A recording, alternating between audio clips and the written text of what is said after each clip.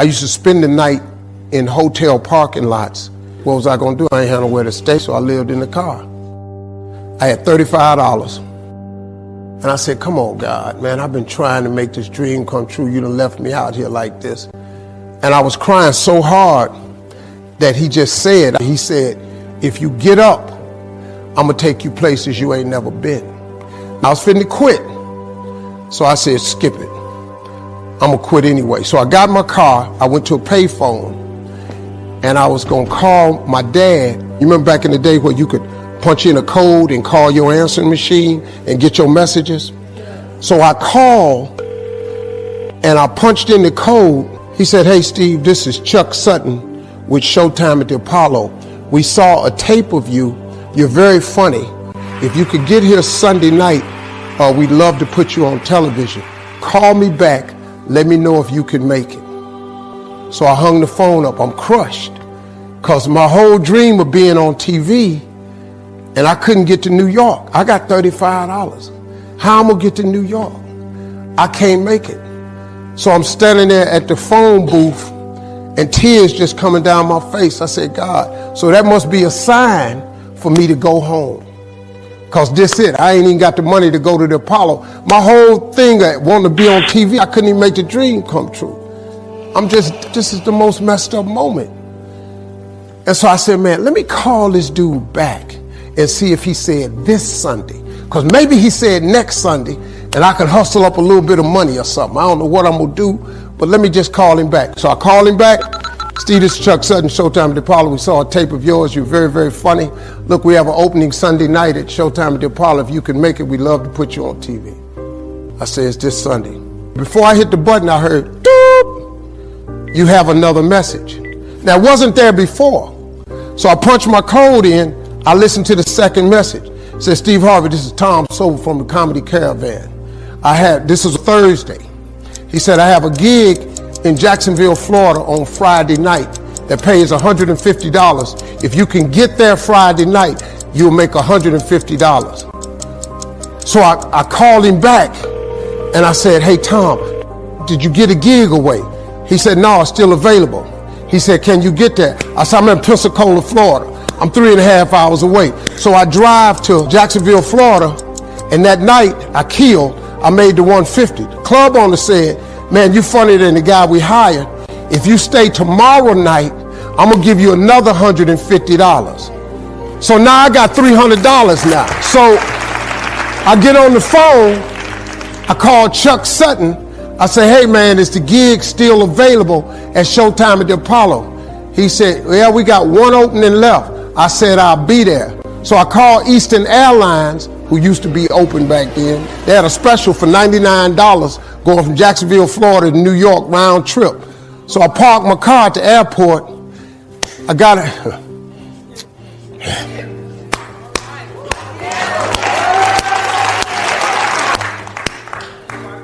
Got on a plane, flew. Everything I had was in 2 bags. Got to the Apollo. I said, hey man, I'm here. I got there at 11 o'clock in the morning. He said, you can't stay here because you don't come on to the late show tonight. I said, man, I ain't got nowhere to go. I said, if you just let me stay in this building, man, I ain't gonna move around nothing. I ain't got nowhere to go. I'm in Harlem. I can't go back out here. I got these 2 bags. I got victim wrote all over me, man. He said, all right, if you go upstairs, don't come down. So he put me in the dressing room on the 6th floor. So that's where all the comedians was. So I stayed up there.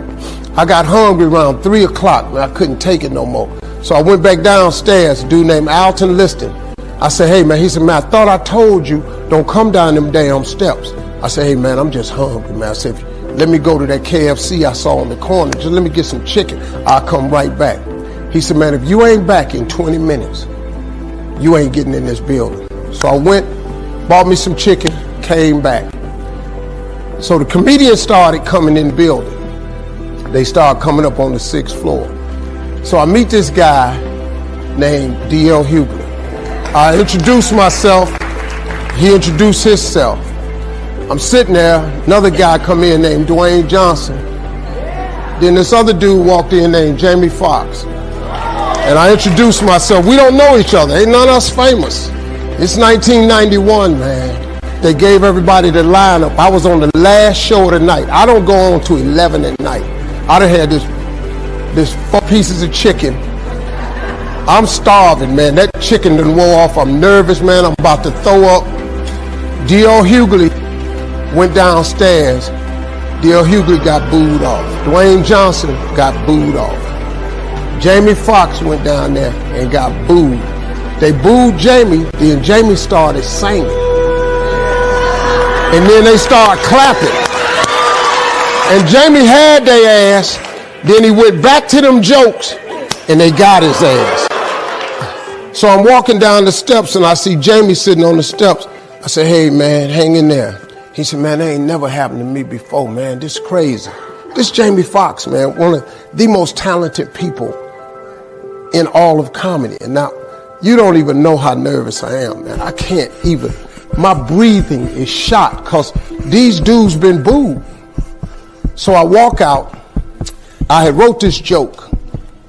Mike Tyson had got in a fight in Harlem with this heavyweight named Mitch Green. Mike Tyson had hit the dude in the eye in the store. Now, he was on the news. His eye was swollen. So the joke I wrote was, they was interviewing Mitch Green, and he was telling everybody what happened, but his eye took over the interview. And I wrote this joke that his eye started talking and was just, I'll tell you what happened. The heavyweight champ's fist is...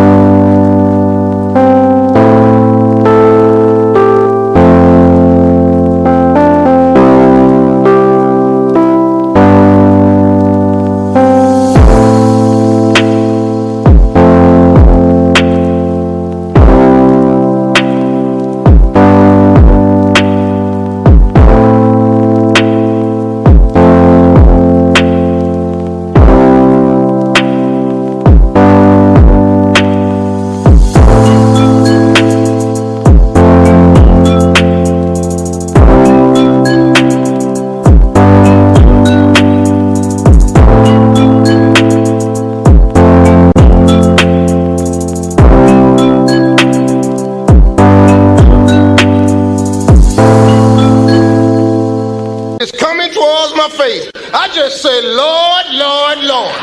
And I wrote this whole joke about this dude's eyeball talking. And when the punch came, and all this here, the Apollo, man, they went crazy. They lost their mind. I got a standing ovation, man. I walked off stage, man, just started crying. I couldn't believe it. They paid me. I made $750 for being on TV for one night. I'd never made $750 telling jokes in one night. And so that was my first television appearance. A couple weeks later, Sinbad was the host of the show. He got this job on Different World. And so he quit.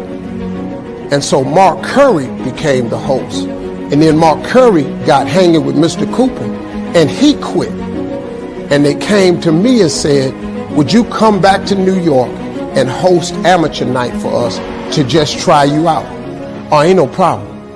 And so I went to New York. I hosted amateur night, and I was killing. I did the warm-up and the hosting, and I created a bond with that audience. And that's how I got on TV. It was my very first TV show. I hosted Showtime at the Apollo. I ended up being the longest running host in the history of Showtime Apollo. I did that show for 8 years. Nobody ever did it for 8 years. And that was my turn back moment. See, in your life, everybody has a turn back moment. You have a moment where you could go forward or you can give up. But the thing you have to keep in mind before you give up is that if you give up, the guarantee is it will never happen. That's the guarantee of quitting.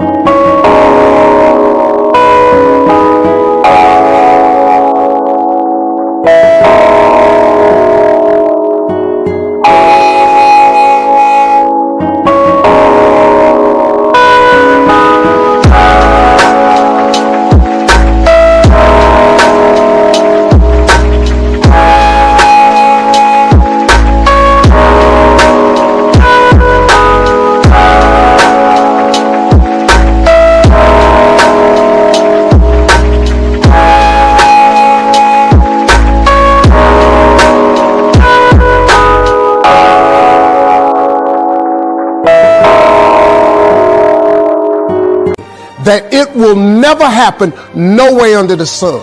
The only way the possibility remains that it can happen is if you never give up no matter what. Because God is always coming. He's never too late. At your worst moment, look, man, when they told me I had to be in New York, I saw no way I could get there. But that God, though, he make the phone ring. I end up in Florida, I make $300. Then I go to New York, I make $750. I almost got $1,000 out of nowhere. That's what happened to me. That was my moment of never giving up. That's when I first learned that faith was everything, that you have to remain faithful.